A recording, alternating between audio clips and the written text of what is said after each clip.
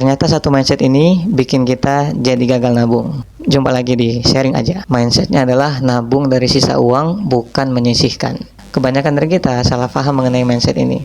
Nabung dari sisa uang, bukan menyisihkan. Padahal seharusnya nabung itu menyisihkan, bukan menyisakan. Konsep dari mindset yang tadi, yaitu nabung dari sisa uang, pakai aja dulu uangnya, nanti kalau ada sisa, tinggal ditabung. Padahal realitanya kebanyakan orang kalau sudah pakai uang, seringnya malah nggak ada sisa. Karena dituntut oleh keperluan A, B, C, dan D. Bahkan bisa jadi bukan karena tuntutan keperluan, jangan-jangan cuma karena keinginan, balutan dari kata self-reward yang kebanyakan.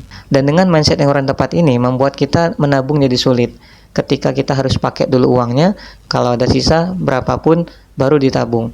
Membuat kita tidak ada targetan angka pasti, kemudian tidak menjadikan kita disiplin dalam mengelola keuangan kita. Tapi kalau kita sisihkan dari awal, kita bisa lebih bijaksana dalam mengatur keuangan, pengeluaran kita bisa lebih hemat, kemudian kita punya angka pasti setiap bulannya yang bisa kita sisihkan untuk kita jadikan tabungan atau dana darurat kita.